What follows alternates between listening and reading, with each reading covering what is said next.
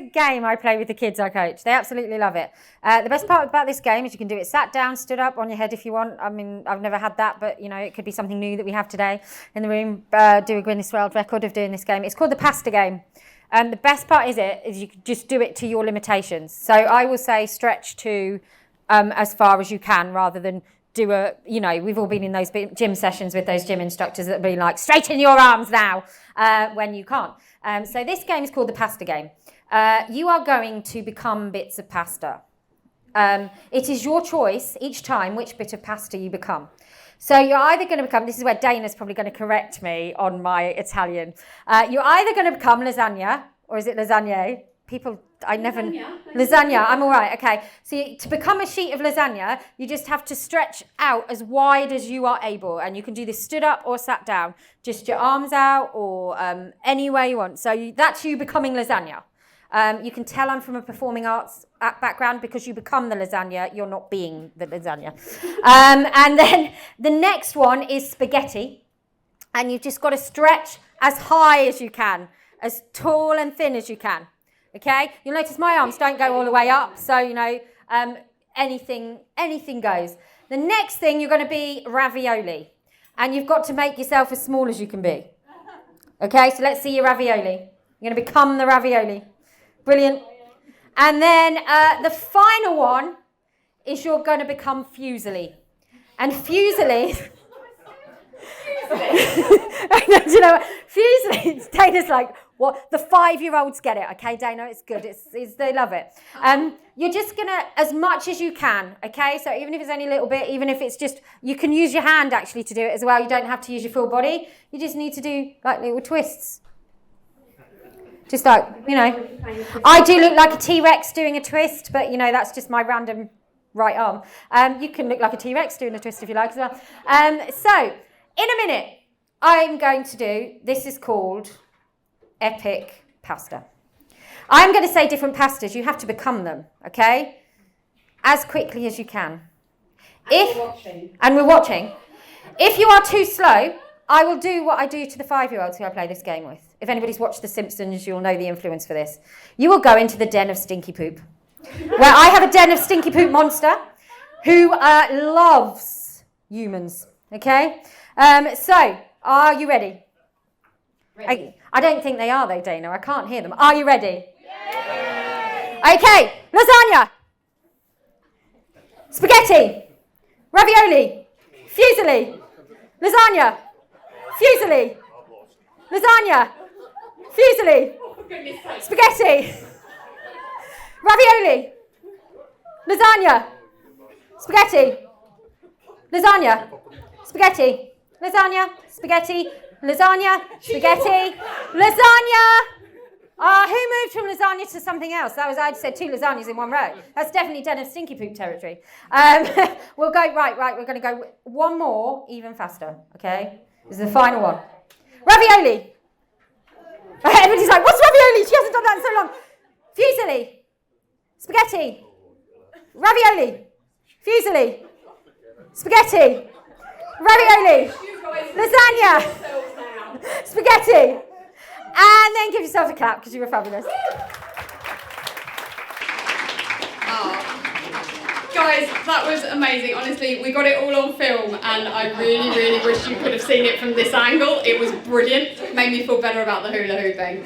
Right, I got the energy all up and nice in the room. DK, I am going to hand over to you for exercise and endorphins.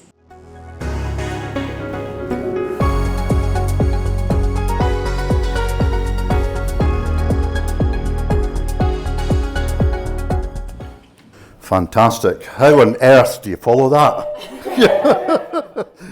Anyway, it's my great pleasure here to chair this wee session on exercise and movement and something else. Anyway, but I've got some fantastic people here who know all about sport in different ways. And personally, I'm a big sport fan and doesn't really matter what it is, in particular football, so I'm sure we'll talk about a wee bit about that.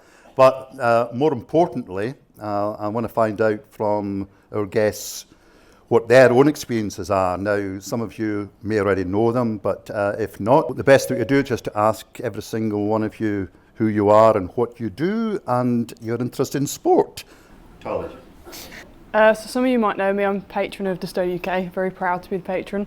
I've been swimming since I was 8, Paralympic swimmer, went to Tokyo, but I don't need to speak about that. And then I think you do, Tully. Tell us all about it. I swim a lot. She swims a lot, yes. I think the last few years I've not been able to, well since 2018 I've not been able to train like I used to, my dystonia getting worse, so I had to get adaptive and find ways to still get the fitness I needed without being able to swim very much, which is where these frames came in. So I started frame running, used to be called race running, in 2018, and it's become a big part of my training.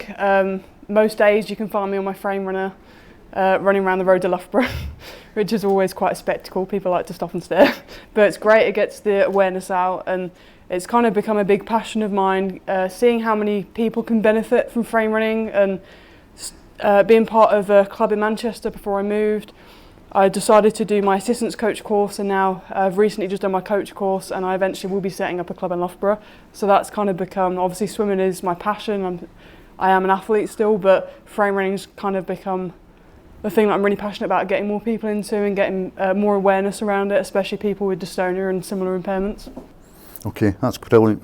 We'll talk a wee bit more about your own experience with dystonia and so on, but Kyrby, can you tell us something about yourself? Hi, my name's Kyrby. So yes, my introduction to sport came from para dressage. I don't have dystonia, so I feel a bit of a fraud, to be honest, when I'm talking to you guys, but I have got arthrogryposis, which is quite a complicated joint condition. It's effectively causes my joints to be curved, and it's congenital. I've had it since birth.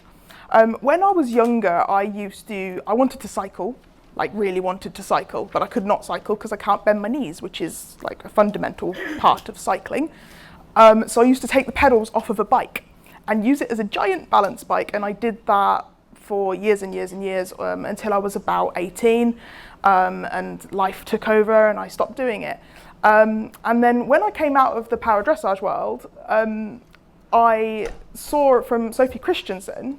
She'd posted on Twitter about this sport called race running, and it's now called frame running, but it was called race running. And I was like, these people are doing what I used to do, but they've got like a bike that's built for it, and it's amazing. So I got really, really involved in the frame running community coming away from sport, and then started working for a company called Quest 88 as their adaptive sports development officer.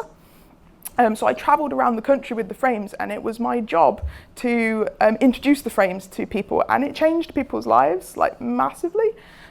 So I became really, really passionate about the frames, and unfortunately last year Quest went into administration and I lost my job. So what I decided to do was set up a non-profit organisation that would bring the frames to the people. Effectively, we still distribute the frames, so we still sell, but effectively everything that we do is for frame running development and the development of other adaptive sports in the UK, specifically targeted at adults as well as children, because that's an area that's really left out in general sports development.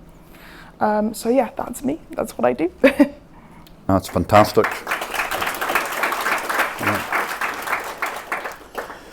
We'll talk a wee bit more about that in a few minutes. Pass you over to Gemma. Gemma's introduced you to all sorts of things Italian. Now, you're also known for other things. Yeah, tennis mostly. I'm the tennis girl. That's what I get known as. Yeah, I do everything tennis. So I am a wheelchair tennis player on the ITF tour. And I am also a coach and a referee. Yeah, I joined the dark side as well. I didn't just do the player side, I do the refereeing side. And also I am a tennis journalist and broadcaster. So I go to all four, I have the lucky job of going to all 4 Grand Slams. And I don't have to train for it. I get to sit in the media room and eat cake. This is why I can never be a Paralympian. This is why I can never get to Paralympic standard. I like cake too much. If anybody saw me interviewed on Channel 5 at Tokyo, where they did call me a Paralympian, I did point that out. I was actually being interviewed about Tully as well. So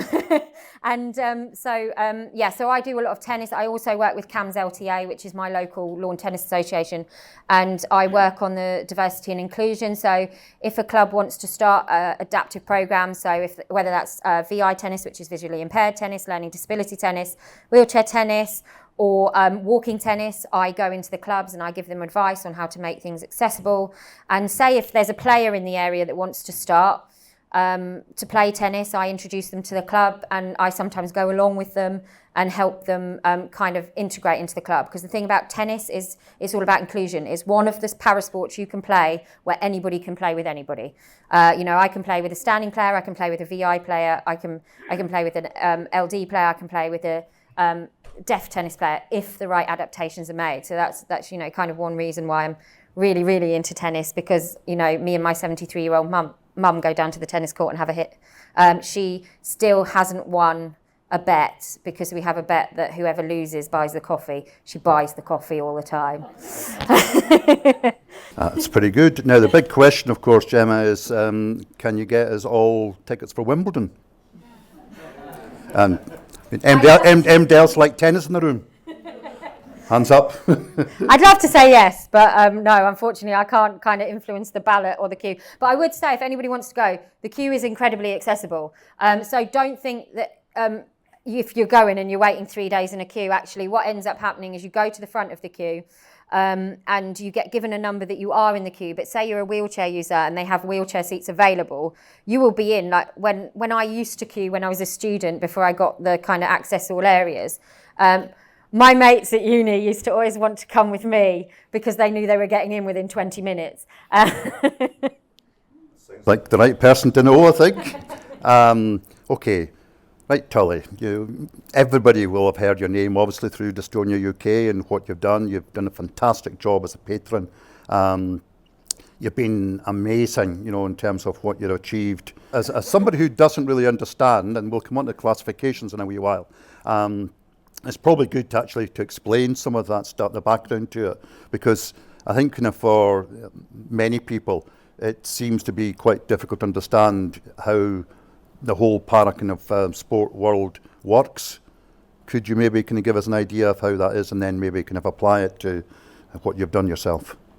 So swimming's a bit different than a lot of sports. There's some sports like athletics where you're classified just based on your impairment. So say if you're a wheelchair racer and you have cerebral palsy or dystonia, you wouldn't be racing against someone with a spinal injury, whereas it's all separated and frame rings obviously just for people with neurological impairments for classification. Whereas swimming, you're put in a category based on your impairment. So I sometimes race against people that are amputees or have got spinal injuries, and it's basically based on your functional ability. So swimming has 10 physical impairments, which means you've got S1 to S10.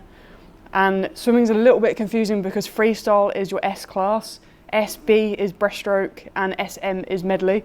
But your freestyle class also includes backstroke events. So it is a little bit confusing, but S1 would be the most severe impairment and S10 would be quite mild.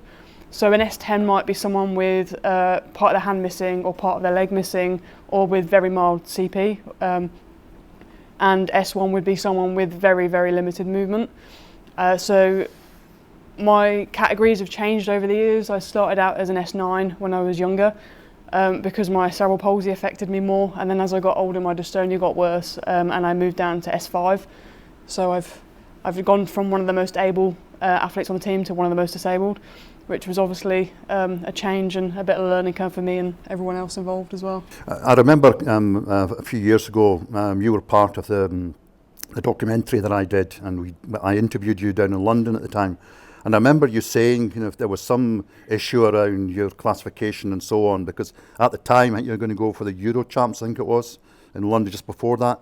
And there was some kind of issue around where exactly you should be, and then people were saying you're in the wrong category. How does that all work out? I mean, where does the confusion come from? I know that Gemma's got something similar, as you mentioned earlier on, about that. So, and Kyrby as well will probably know all about that. How does that all happen? I mean, what goes on, or what should go on, I should say? I think for me it's always difficult because there's not many athletes with dystonia, and there's not many athletes where the dystonia progresses that they stay in the sport. So it's quite unusual for an athlete to be like a world champion like I was, get rapidly worse and come back as like 3 or 4 classes lower. So everyone immediately thought, oh, that's not possible, you're obviously cheating, because people don't understand what dystonia is. And the same with the classifiers, not all of them know what dystonia is, so they don't know what to look for. So you can go through like a full bench test where they look at every joint, every muscle, active and passive range of movement, and then they look at you in the water. And they have a tendency sometimes to say that in the water it looks like I have 5 out of 5 trunk control. Well, anyone that's seen me try to sit unaided will know that I do not have 5 out of 5 trunk control, but it's they don't know what to look for. And that's where I feel like we're scrutinised a lot within parasport, especially when you've got a condition like dystonia where there just isn't enough known about it, especially in the wider sporting community. Yeah, I think kind of like that's a kind of theme here about just dystonia not being as well known generally, and very specifically, clearly in terms of sport, even less so. Kyrby, how did that affect you? How did that kind of work out for you? Was it similar? There's a degree of politics in parasport, mostly revolving around the classification system. And you have to imagine that for every classification, there's going to be a range of individuals within that classification that are different. And para-dressage, we only have 5 grades. So when I was competing, I was on the GB squads for para-dressage, but I was a grade 2 rider, but I was a very impaired grade 2 rider. So for me, I was looking at athletes in my grade whose comparable conditions, they had a lot more functional movement. They had a lot more range of movement, and my biggest thing is that I have a very limited range of movement. My muscles themselves, in the directions they can move, they're quite strong. But I can't move them very far. And it's very difficult for the classifiers because of the range of conditions. And again, my condition is one that is not very well known. And the way it affects me is quite specific. And you look at others and you think, oh, but like they're mounting a horse unaided. I have to climb up a staircase to get on my horse with assistance. And then you've got these people that are just like pulling themselves onto the horse. And you're like, I've got to compete directly against those individuals. And it's something that you do have to accept when you're going into a parasport, that actually you sort of have to close yourself off to the scrutiny of others, because ultimately, you know, you have been classified in that classification for a reason, and there is limitations to those functional tests, you know, that and that can be quite challenging. Gemma, we talked briefly earlier on about some of this stuff, and I said to you, I'll just let you have the floor to tell us how it affected your own life. Yeah, I mean, you'd think wheelchair tennis, simple, 2 classifications, open and quad. So just to explain, the open division of wheelchair tennis is affected in your lower limbs only, and the quad division is at your lower limbs plus 1 upper limb. It's kind of what Tully was talking about. There's not very many athletes with dystonia in wheelchair tennis. Actually, if you ask the LTA performance team, there's probably me and then 1 junior who've coming through who has it. And that wheelchair tennis, like swimming did a few years ago when Tully had her classification problems, is going through. Many of you may have heard in the news the stuff that was going on with Alfie Hewitt and his classification. If you follow the wheelchair tennis, it's just gone through a change where it used to be the ruling to play wheelchair tennis was as long as you couldn't play tennis on your feet. But now, in order to continue to be a Paralympic sport, it needs to meet the eligible impairments. And so it's kind of catching up with a lot of parasports in that sense, and so are the classifiers. So you have to kind of give them time and space. But there's a lot of, I mean, I tell you, I don't know whether you found this, but when I was being classified, I was classified alongside a number of athletes with cerebral palsy. And so they were, when I said dystonia, they automatically assume it's cerebral palsy because that's what they've heard of. So then they go, but you're not moving like somebody with cerebral palsy. And you're like, well, that's because I don't have cerebral palsy. It's quite an education period. So like one thing I've done is spoken to the ITF and said, look, I'm here, come and chat to me and I can help you, because it is, you know, I'm an athlete who has to tape the racket to my hand because I can't hold on to the racket without injuring somebody across the net. I mean, it's one way to win a tennis match, just knock your opponent out, but I don't think it's kind of the ethical way to do it. And I also have quite a low wheelchair, and I'm also fully strapped into my chair because of my core stability. So it means that when I'm competing against open division players, there's a massive gulf between the function in the arm, and I can't change my grip, which is really important when I hit a tennis racket. So, but I can remember coming to the end of my classification, it was like 9 months ago, and I said, so what am I? And the classifier went, I don't know.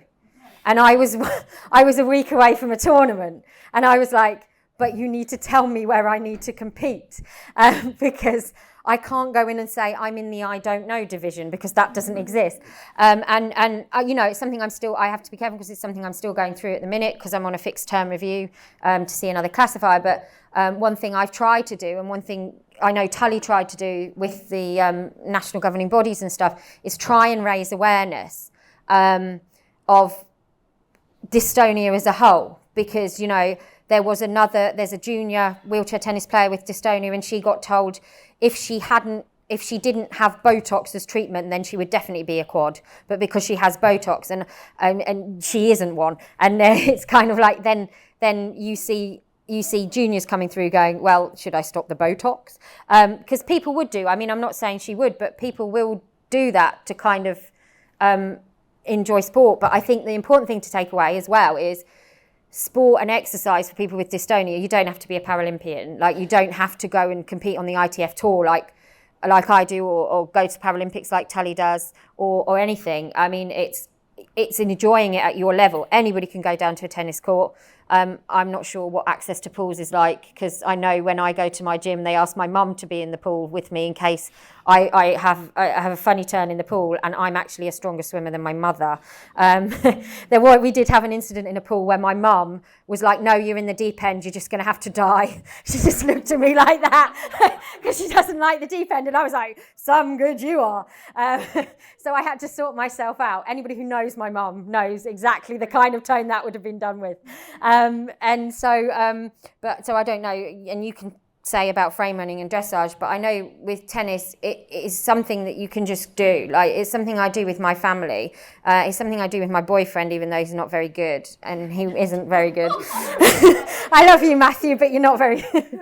It's something that I can have fun with, and my friends are at tennis, and it's inclusive, and I'm the only wheelchair player at my club.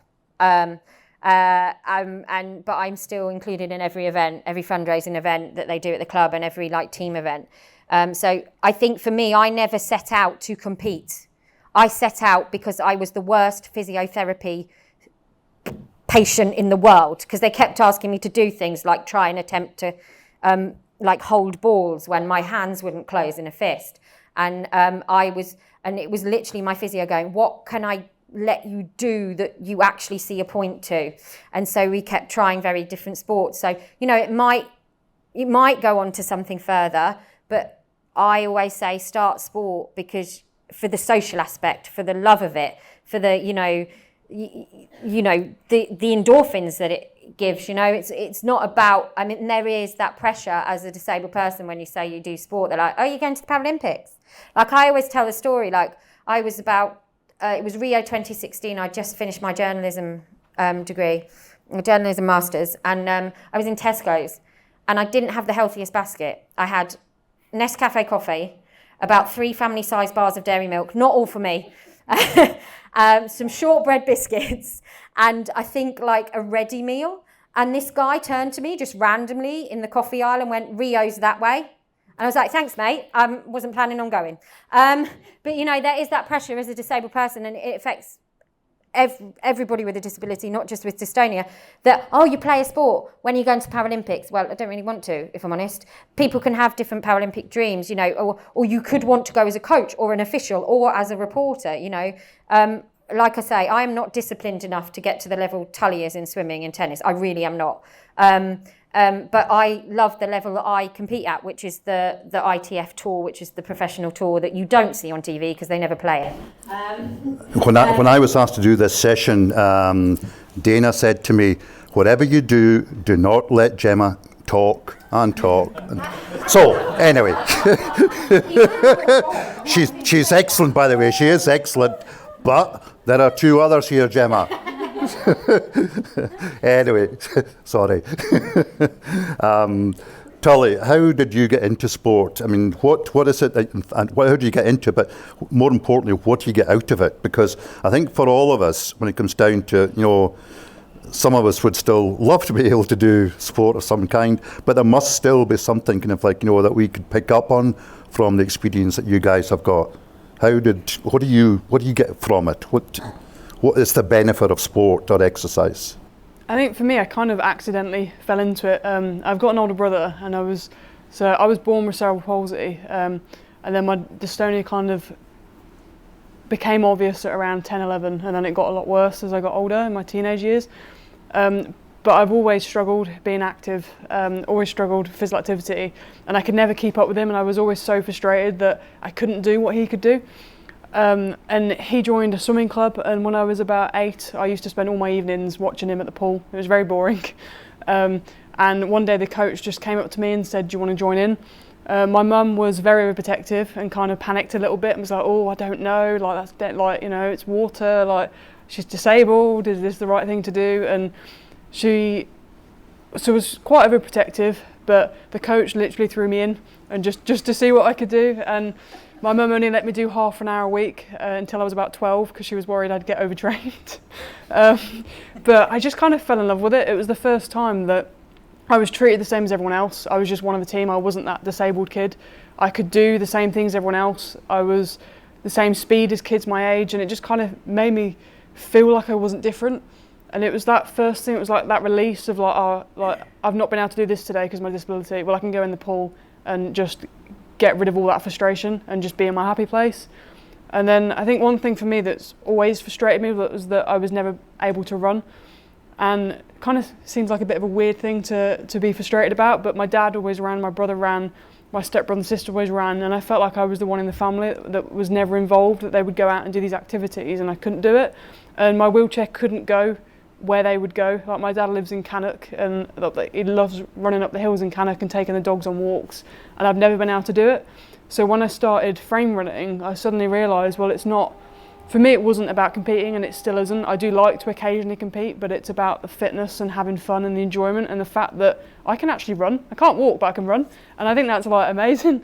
That especially you see these young kids that can't walk and like me use a wheelchair 24/7, but they get on a frame and they can run, and it kind of opened my eyes. Well, what can I use my frame for? I've been on dog walks up really steep hills with rocky terrain. My dad did have to help me a little bit to get up the hills, but as long as you've got someone strong with you, you can literally take these frames anywhere. You can do everything. You could even do a DOV. You could set yourself a goal. I regularly participate in Parkrun. I've done quite a few 10k runs. I know Matt in the far corner has done marathons. You can literally do anything, and obviously not everyone's going to want to do a marathon or do a 10k. But even just being able to walk down the street, walk around a park, take your dog on a walk with your kids or your family, for me that is such a big thing that I couldn't do, and be able to go places where mobility aids can't usually get to. Yeah, I think that's fantastic that you can do that. I mean, I think, I knew you from the swimming, and then all of a sudden I'm seeing all these pictures on Instagram and she's running. I think, how did she manage that? But it is this here, and that kind of puts me on to Kyrby, because as you said, you started out on this, and you now set up your company, and it's a non-for-profit, which is fantastic. What do you get out of it in terms of, your own stimulus and so on for it? What is the benefit for you? I suppose I sort of rejected sport coming out of school, because you get told, as Tully said, that you can't do things, or you get told to do things that you don't want to do in sports, which is quite mentally challenging. So, when I started competing before the frames came into the equation, I was almost doing it out of spite. It's like, they said that I wasn't going to be any good, so I'm going to be good. That was sort of where it all came from. I wanted to prove people wrong. I wanted to, and there was very little sort of ego involved in my sports journey, which is sort of part of the reason why I branched off in a very different direction when it comes to the frames. And I think what I get out of it is this ability to break down a barrier for an individual. And quite often that barrier is both physical and mental.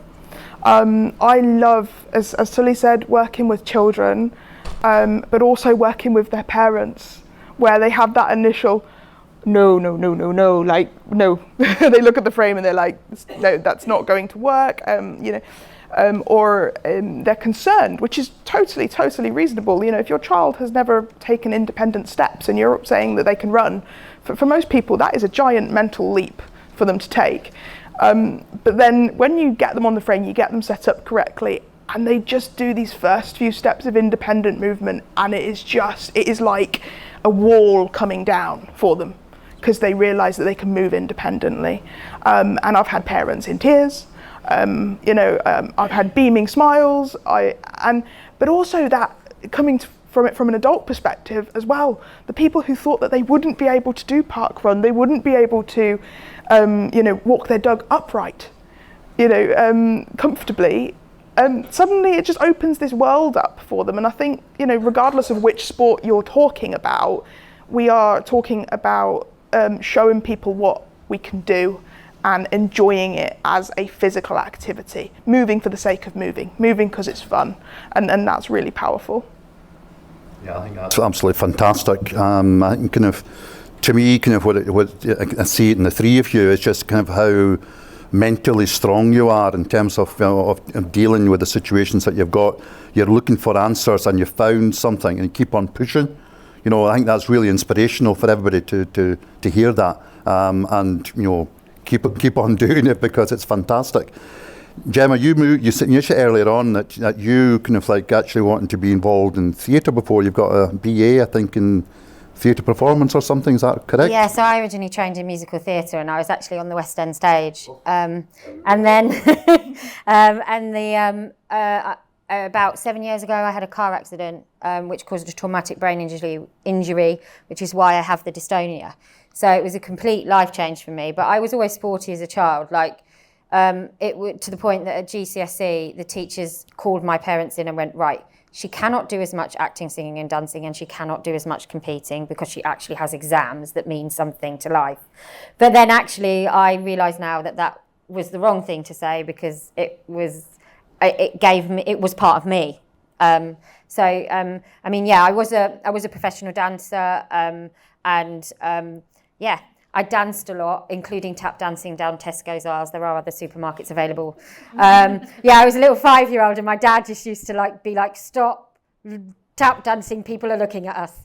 But it was the only floor I had that would make the tap dance noise. We had carpet in our house, so I couldn't practice there, so naturally made the thing. But I think it's the same with a dancer's mentality as an athlete's mentality. I still teach dance now to kids, and I still teach performing arts to kids now, actually, when I'm not doing the tennis stuff and everything. And I think what I really see, and it's the same when I coach kids sport, it's what you say, it's about the kids, but what I also love is the breaking down of glass ceilings like you have when you have somebody like Tully or Kyrby or me in coaching. I mean, I go to coaches' conferences and I go to referees' conferences, and they go, but you coach wheelchair tennis and you referee wheelchair. And I'm like, no, I coach mini reds. I coach 5-year-olds because they're hilarious.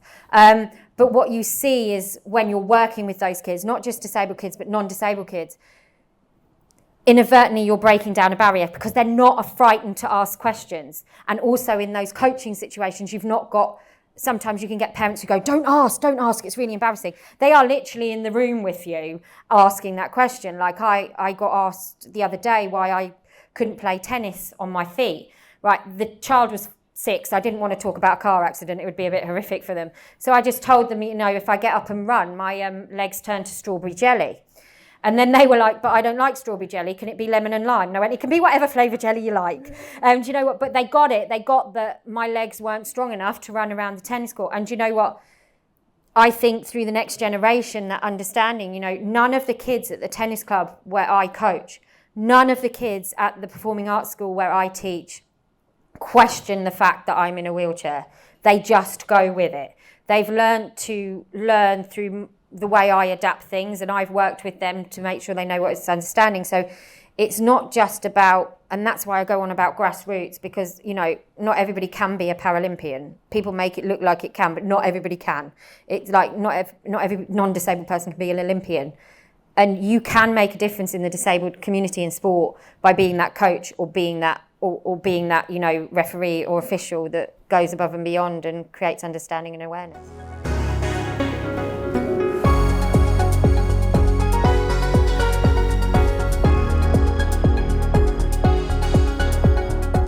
There's a load of pink stuff on the floor next to you, Tully, and what is it? Do you want me to hold it? Okay. So Pass it up. some of you might be wondering, how does someone use a frame runner or a piece of gym equipment or, I don't know, hold a shovel in the garden if they can't grip? So these are called active hands, and these are some of the grips we use. These are the ones I use. Caitlin in the corner, if you wave. Caitlin's an athlete I used to coach at the Manchester Frame Running Club. She also uses grips on her frame so that she can have her hands secured on the handlebars, which means they won't fling around. But that also means she can't break, which is obviously very interesting on a track. So you just have to be mindful that if you strap a kid or an adult to a frame runner, they won't be able to stop. So don't get in their way, you get run over. So these come in kid sizes, which they're so cute. They come in other colours, not just pink. There are other companies, other brands that do them, but these are just the ones we have for the club and the ones I use. We also have so certain things. So in the gym, I use the cables for strength training, but I can't grip, and I could attach my hand using these. But we found what's easier is, because I can't straighten my left wrist, we cut out the hands completely. So these go around my wrist, and then you clip the cable onto this metal loop, and then you can literally pull straight from your wrist, so it cuts out hands, and that's been really useful for me. Fortunately, these are expensive, but if you know someone handy with a sewing machine, they're not that hard to make.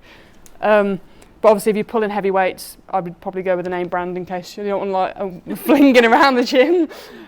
Also, things like with wheelchair tennis, wheelchair basketball.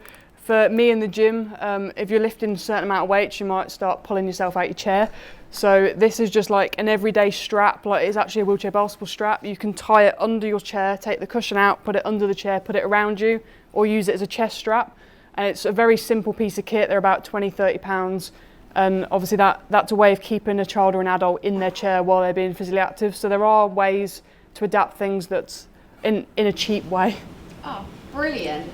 I know we have a question from the audience, so I'm gonna hand over to Vic, who is via someone that has a question. It's not really a question, well, partly. You were talking earlier about mental health, and I know Matt does his frame running, and especially during lockdown, when he wasn't able to go out and do the miles that he usually does, it had a real effect on his mental health.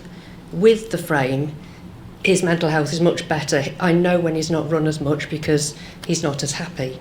It also helps his dystonia. I don't know how, because it's not supposed to, but he definitely is able to move better when he's done a run, which sounds a bit weird. How does it affect your mental health if you're not able to do the sports? Oh, good question. Who wants to? You've had you've had a fun year with the injury. Who wants to take it? Tully? Just going to look at you now. So this is something that has been a struggle for me, and when I was diagnosed with dystonia, I had a lumbar puncture, and we were told that my dopamine was low but my serotonin was off the scale, like the lowest I'd ever seen, and that the thing that kept me well was the routine of training. And then when my dystonia got worse and I couldn't swim for 18 months, that's where it all kind of went downhill. And I think you're right, it definitely does have that endorphin release that, one, you're being physically active, which naturally releases endorphins anyway, but we're doing stuff we can't usually do. Like I can't explain the joy you get from being able to run or being able to be in a pool and be independent and not have to have someone lift you in and out of stuff or help you. And I think people underestimate, like when you're so used to having to have help to do things, being able to move on your own steam, that just gives you such a confidence boost and such a mental health boost. And it is something I really struggle with. If I can't train, I get really frustrated, and then I haven't got anywhere to take out the frustrations on, especially with like about my dystonia or whatever I might be going through. And the best thing for me to do is, like Matt, just go for a run, do a park run, just go down the street, go on a track. And it does really help, and I think people can underestimate even a 5-10 minute workout, a 5-minute, 10-minute walk can make a big difference. And I think people don't really realise until, like Matt, you're so used to doing something, and then when it's taken away or you can't do as much that week, you do really notice a difference. Cool. Also, we've spoken a lot about, and please put your hand up if you have a question, we're keeping our eyes out. We've spoken a lot about sort of higher level sport. But do you guys think if you just want to, for the people in the audience that, as you were saying, Gemma, perhaps don't want to compete, don't want to do that, but also are really nervous about going to the gym, the stigma that has been previously with that, what would you say to people that kind of go, oh, I don't think I can exercise? The easiest way to make yourself feel comfortable at the gym is to make your own gym at home. And that's not going onto Amazon and buying the most expensive gym equipment. Now, if there's any under 18s here, please don't listen to this. If you are over 18, I will do this. Please drink responsibly. But you can use wine glasses as weights. And you can use anything around your house. You know, I do some coaching I do with tennis, actually doesn't involve a racket, and I'm going to be doing some tomorrow. You don't actually involve touching a racket and a ball. You use balloons. You know, anything around your house can be used. A can of beans, anything can be used. So I do understand the stigma. I mean, my boyfriend will tell you there was one time, it was about a year ago, I went to the gym and I went to do a boxercise class. Now, I'm quite a physically active person. And the instructor came up to me and she said, you can't be in my class. And I went, why not? And she went, well, and then she looked me up and down. And I said, are you saying I can't be in your class because I'm a wheelchair user? And she went, well, and she didn't want to say it, but that's exactly what she said. So I just wheeled out and I said, right, that's it. Then she suddenly realised what she said and came screaming at me down the hallway as I was going towards the lift.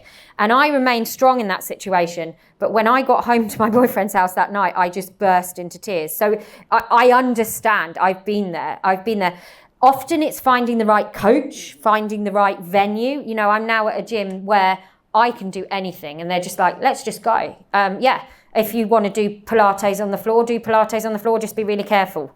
And I do Pilates on the floor. I don't stand up, obviously, but I get out of my chair and do a bit of Pilates 2-3 times a week. Go into the pool 2-3 times a week. I do Zumba and this amazing class called Pound, which I think everybody should try. It's basically based on drumming. And it's the best. Like, if you've had a bad day, you literally just whack the floor with these drumsticks. And it's like, when you're talking about mental health, like, I remember I just refereed a tennis competition and a parent had a go at me because their child didn't win. I mean, I couldn't do anything about their child not winning. And I had this class straight afterwards, and you have never seen anybody hit the ground so hard. But I felt so good after it. You know, so I understand a lot of people's misgivings, and I think the best way, and a lot of things we did during the pandemic, we did do from home. So if you are really scared of the gym, get yourself feeling comfortable, because I know it can be a scary place. Use a wine bottle if you're over 18 years of age. And lemonade, perhaps? Oh, lemonade if not. Yeah, that's a good one. I'm just raised the point that you don't have to be an athlete to get a heck of a lot out of exercise. Not just the physical gain, but the social gains and the endorphins. I recently joined a walking group in my local town, just walking around our local recreation park. We did 3 or 4 circuits, and it's called the Mindful Mile. I mean, it's a great social thing to do. You get great exercise out of it. Plus, we have a cup of coffee at the end and some cake, and it's lovely. It really is good. You don't have to do a lot to get a lot out of it. No, I completely agree. I went to a gym, we joined a gym, and we had what do they call it, an assessment, and I was told that I was only allowed to do 4 minutes on the bike, and that was it, and 2 minutes in the pool, because they didn't understand what dystonia was. And yet, previous to me being diagnosed, I used to be in the swimming team and all sorts of things, and we stopped going. So I suppose exercising from home maybe is the best thing, doing it on YouTube and that. It just put me off. I was like, there's no point getting in my swimming costume to go in the pool for 2 minutes. I think it's like Gemma just said, though, maybe find a different place where you feel comfortable. Find the right gym and don't be afraid to challenge it if they say things like that. The only way we change things is by writing to head offices and challenging things. Don't be afraid to do it.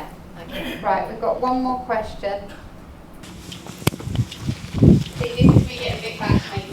I've got two.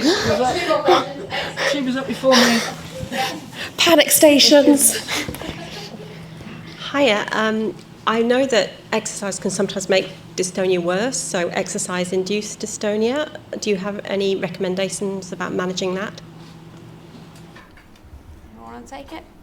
So I would say, like, for me, if I train too much, my dystonia gets a lot worse. But if I train a right amount, then my range of movement increases, because obviously being in the pool, being on a frame runner where I'm stretching my muscles out does help. So it's, if you're finding that your dystonia is getting worse from exercise, you're doing too much. So you need to either find a different way of exercise, find a way to spread it out. Say if you're doing a 1 hour session and you're getting symptoms, why not do 3 20-minute sessions a week? I know it's sometimes harder to fit it into schedules, but maybe it could be a walk. Like, one of those 20 minutes could be a walk. It could be a walk to lunch or around work or around your home at night time. Or it could be an adapted workout at home, like a YouTube video, or some of the adapted stuff that Gemma's been doing, like the pasta game, or it could be anything. But yeah, if you are getting worsening symptoms, then what you're doing isn't right for you, and you need to try and find something else, which I know can be difficult and frustrating, but unfortunately that's just the way our bodies work sometimes. Brilliant, thank you. Right, I think we've got to call it there, or we're going to run late into our next session. Guys, thank you so much. Massive round of applause.